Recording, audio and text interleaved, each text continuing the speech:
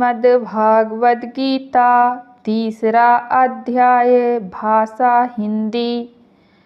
अर्जुन ने पूछा, हे जनार्दन, यदि आपके तप से, कर्म से बुद्धि श्रेष्ठ है तो केशव, मुझे इस घोर कर्म में क्यों लगाते हो? मिले हुए वचनों से आप मेरी बुद्धि को भ्रम में डाल रहे हैं। निश्चय करके मुझे बतलाइए, जिससे मैं कल्याणों को प्राप्त हूँ। श्री कृष्ण जी बोले, हे निष्पाप अर्जुन, मैं पहले समझा चुका हूँ कि इस लोक में दो प्रकार की निष्ठा कही है। एक तो संख्या वालों को ज्ञान योग और दूसरा योगियों का कर्म योग। कर्मों का प्रारंभ न करने से ही कोई निष्कर्म नहीं कहलाता और कर्मों का त्याग करके संन्यास करने से ही किसी को सिद्धि नहीं मिल जाती। मनुष्य क्षण भर भी कर्म किए बिना नहीं रह सकता। प्रकृति के गुण ही सब मनुष्यों को कुछ न कुछ कर्म करने में लगाते रहते हैं। जो अज्ञानी कर्मेंद्रियों को रोक कर आत्मचिंतन करने के बहाने विषयों की चिंता करता है, वह पाखंडी मिथ्याचारी कहा जाता है।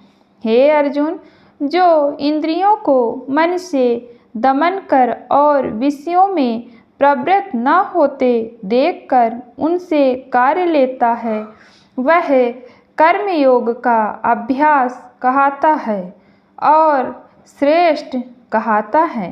अपने धर्म के अनुसार नियमित कर्म करो, क्योंकि कर्म के न करने से कर्म को करना अच्छा है।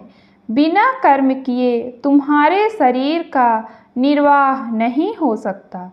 हे कौतेन, यज्ञ के निमित्त किए जाने वाले कर्मों को छोड़कर जितने कर्म हैं उनके करने से मनुष्य को बंधन होता है। अतएव तुम फल की इच्छा त्याग कर यज्ञ के लिए ही कर्म करो।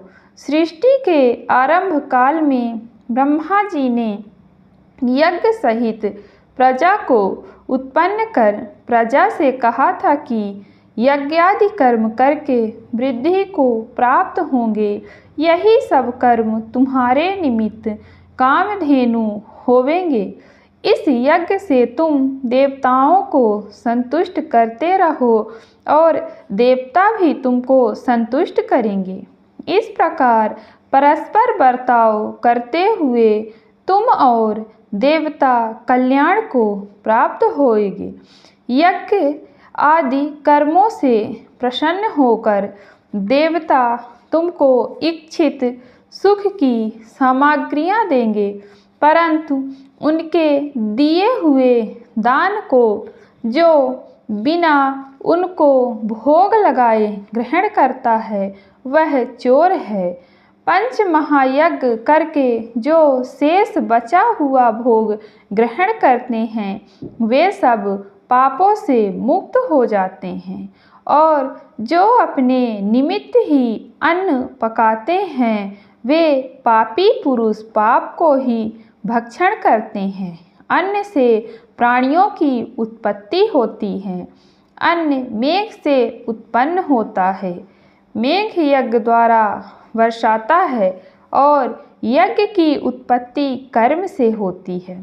कर्म की उत्पत्ति ब्रह्मा से हुई और ब्रह्म अक्षर परमात्मा से। इस कारण सदा सब पदार्थों में रहने वाला जो ब्रह्मा है, वह सब यज्ञों में प्रस्तुत है।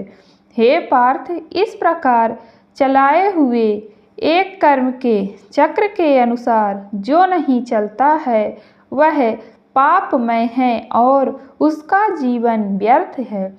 जो पुरुष आत्मा में ही रत रहता है और आत्मनंदन अनुभव से तृप्त रहता है, आत्मा में ही संतुष्ट है, उसे कुछ भी कार्य शेष नहीं। वह कोई कर्म करे या ना करे, उसको कोई प्रयोजन अथवा लाभ नहीं है और किसी प्राणी से अपना लाभ कराने की भी उसे कोई आवश्यकता नहीं। इसलिए तुम भी फल की प्राप्ति की इच्छा त्याग कर कर्तव्य पालन करते रहो, क्योंकि फल की इच्छा त्याग कर कर्म करने वाला पुरुष मोक्ष को प्राप्त होता है। राजा जनक आदि ने भी कर्म सिद्धि पाई है। इसी प्रकार तथा लोक संग्रह को देखते हुए तुमको भी कर्म करना उचित है। श्रेष्ठ पुरुष जिस कर्म का आचरण करता है, दूसरे मनुष्य उसी के अनुसार चलते हैं और वह जिसको प्रामाणिक मानता है, उसी को लोग भी उत्तम मानते हैं। हे पार्थ, तीनों लोकों में कुछ भी कर्म शेष न रहा और न कोई अप्राय वस्तु प्राप्त करनी है, फिर भी मैं कर्म करता ही रहता हूँ। यदि हम ही आलस्य रहित होकर कर्मों को नहीं करेंगे तो मनुष्य हर प्रकार से हमारे ही पथ का अनुकरण करेंगे। जो मैं ही कर्म ना करूं तो सब लोग भी न करने से नष्ट हो जाएंगे। इससे मैं ही वर्ण संकरों के उत्पन्न करने का हेतु बनकर प्रजा को नष्ट करने वाला समझा जाऊंगा। जिस प्रकार अज्ञानी फल की इच्छा न करके कर्म करता है, वैसे ही फल की इच्छा करते हुए ज्ञानी को लोक शिक्षा की इच्छा करते हुए कर्म करना उचित है। कर्म में आसक्त अज्ञानियों की बुद्धि में ज्ञानी भेदभाव उत्पन्न न करें, परंतु आप स्वयं कर्म करता हुआ उनसे भी प्रसन्नता पूर्वक कर्म करावें।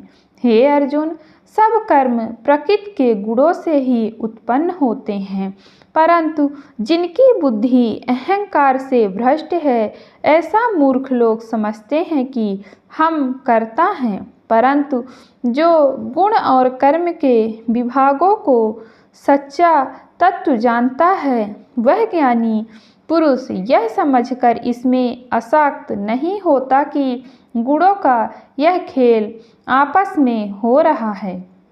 प्राकृतिक के गुणों करके भूले हुए मनुष्य गुण और कर्मों में आसक्त होते हैं। उन अल्पज्ञ मंदों को ज्ञानी पुरुष कर्म मार्ग से चलायमान न करें। हे अर्जुन, अध्यात्म बुद्धि से सब कर्मों को मुझे अर्पण करके कर्म फल की आशा ममता इनको छोड़कर संग्राम करो। जो पुरुष श्रद्धा पूर्वक मेरे वचनों पर दोष दृष्टि न करके मेरे इस मत के अनुसार आचरण करते हैं, वे लोग कर्म बंधन से निश्चय मुक्त हो जाते हैं। और जो अज्ञानी इस मत पर दोष दृष्टि करते हुए इसको ग्रहण नहीं करते, वे संपूर्ण ज्ञान से रहित हैं। उनको नष्ट हुआ जानो। ज्ञानी मनुष्य भी अपनी प्रकृति के अनुसार आचरण करता है।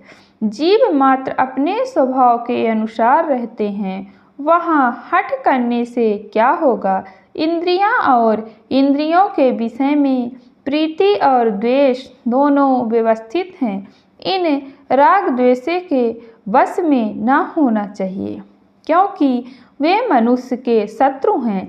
अपना कठिन धर्म भी दूसरे के सहज धर्म से हितकर होता है।